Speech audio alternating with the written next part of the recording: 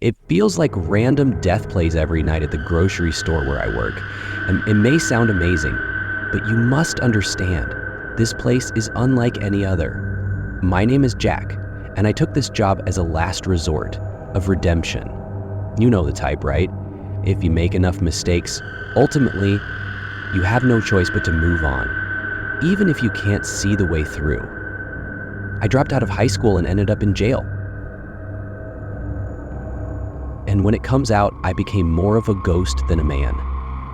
For the first time in years, I felt like I couldn't breathe when I got this job as Upasham, until my manager Tom looked into my eyes one night and, muttering something that would have stopped me in my tracks, he said, "Something strange is going on here.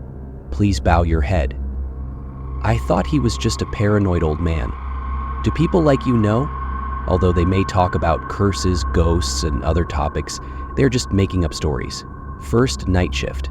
That's when I realized how wrong I was. It was past 10 p.m. and the air in the store was heavy, as if it's pressing down on me from every side. Laziness that persists despite your best efforts. I was sitting in the entrance, half dazed when she appeared. She didn't come in and she didn't materialize. She just stayed there as I looked at the deserted parking lot. Her skin, pale as death, looked like paper stretched too thin. There were dark veins crawling underneath like dark roots. Her face, God, her face was like a nightmare. There was a twisted, angry slash on her left cheek. It looked like someone had cut her with a knife and never bothered to sew it up. Her eyes, those empty, dark eyes that seemed to see me in a way that no one else could. Not life, just zero. Maybe she was just drunk or under the influence of some kind of drug. I give reasons, but no, she stood there staring at me through the glass door, watching. It wasn't just strange that it was still, it's amazing. I tried to ignore her, but the more you stood there, she annoyed me even more. When the clock struck 11 p.m., something inside her had shifted, moved. No, not transferred. She jerked away like a puppet being pulled by an invisible thread. It felt unnatural, like she was playing a role that wasn't her own. I promise my heart stopped when she walked through the door. Her mouth opened wide in a disgusting smile that was unnatural for a human. Revealing the gap of toothless gums, a putrid smell permeated the air. Then she screamed, not an exclamation mark. It's not a scream of run.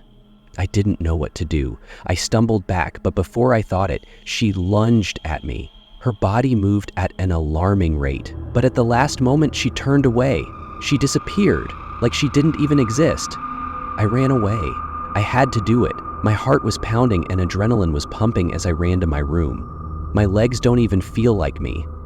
I locked the door behind me and sank into one of the cheap plastic chairs, shaking. What was happening? The hours dragged on. Time felt like an eternity. I waved at 3:04 a.m. to check my phone. Finally, I could feel some relief. Maybe she's lost interest. And then the laughter came. A high-pitched, whooshing sound seemed to split the air. No, my breath is hitched.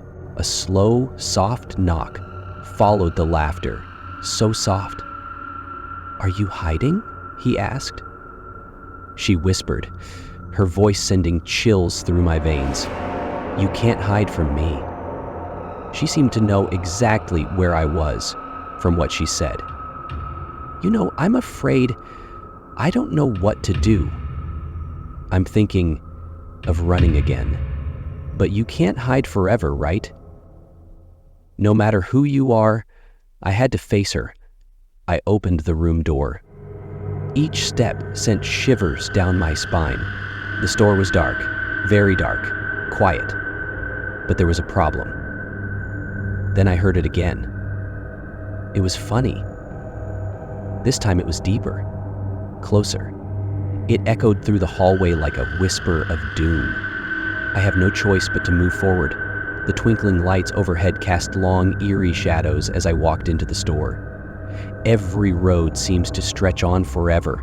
Every corner may be a trap. Then I saw it, in the far corner of the store. A house. It was innocent. It was hot, inviting. It seemed to call, and I swear I almost ran in that direction, but in his heart, he didn't scream at anything. It reminded me of a story Evelyn, an old blacksmith, told me, where she found a house like this. Deep in the mountains, she went in assuming she was just seeking shelter from the storm. But the house has changed. Move when no one is looking. It changes when you don't realize it. Evelyn was lost in it, always stuck in his twisted outfit. I turned to leave, but then her voice echoed from the shadows once more. Run her, of laughter fouled. It's too close now. You're too close. I ran away, my heart almost exploded, and I ran like I'd never run before. Her footsteps were heavy and unrelenting behind her, like a thunderstorm. The store feels like a maze. Every corridor seemed to stretch out to mock my hopelessness. Got the part about gardens and lawns, color palettes, maybe, just maybe, you won't find me. So I squatted down. Behind them, I can hear her now. Slow, deliberate steps. She's savoring it. She muttered in a voice like velvet nails. The pallet. Hide behind the pallet. I knew hiding wouldn't work. I don't have time. With every ounce of strength I have, I threw the bandage away as she reached for me. The air was filled with sickening screams as metal and flesh collided and wood split apart. I don't stop running. I walked through the exit into the cold night, gasping for breath, every nerve on fire. I stood shivering as the sun rose. I ran away, for now. But I knew there was something worse waiting for me. That house is still out there, waiting somewhere in the lonely valley. And if she's home, shouldn't she be there or staring at you through the glass door? Don't go in, and don't even think about it. Because once you enter and stay there, it will always lead you. Moreover, if you are unlucky enough, you may end up sharing your story with others. Just like that, I am sharing my with you. It started like any other evening.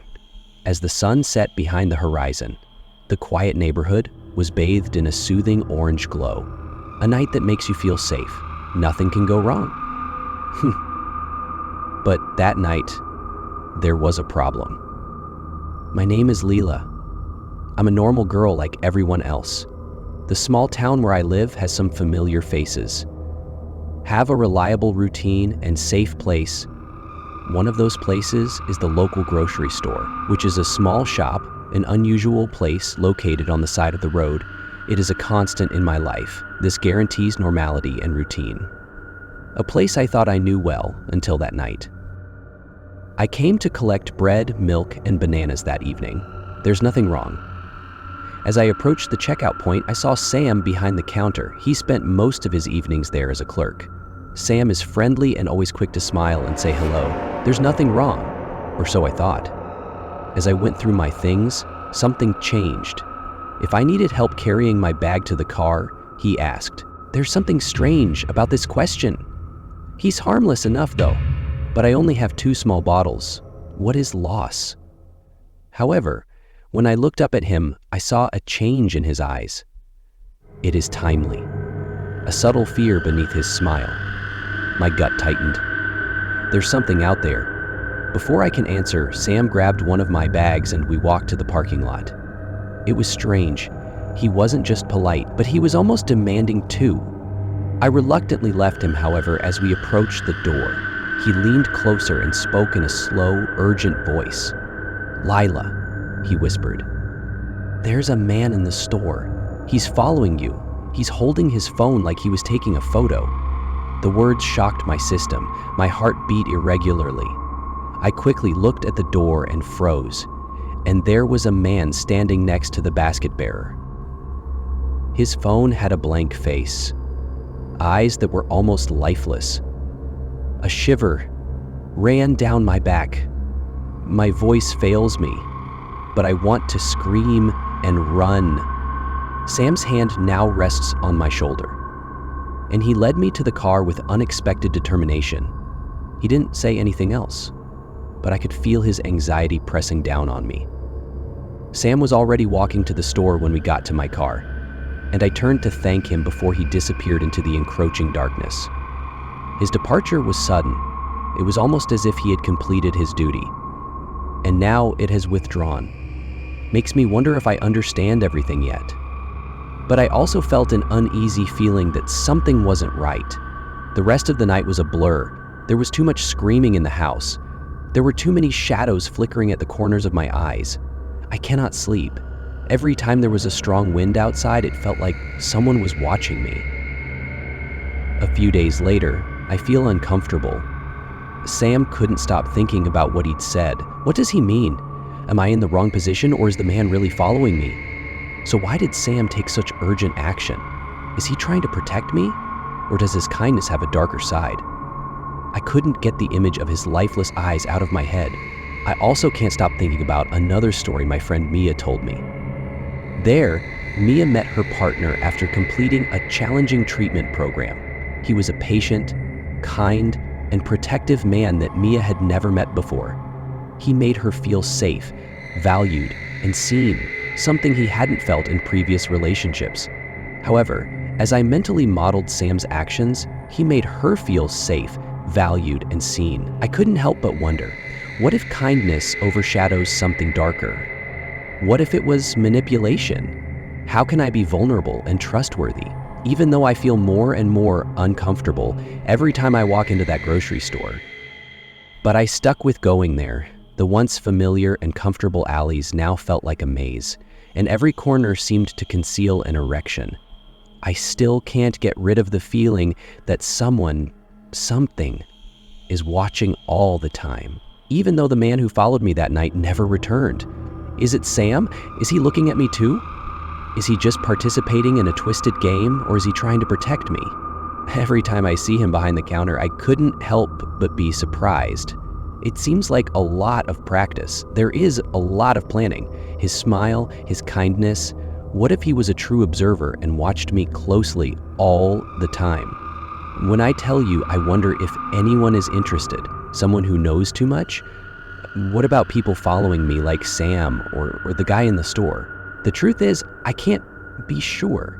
But one thing I've learned is that sometimes the shadows we fear aren't just our imaginations. Plus, even the most trustworthy and kind people can hide something darker sometimes.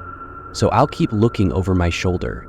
I will always question the intentions of those around me, because I discovered the hard way that in a world full of smiles, the only thing you can count on is fear.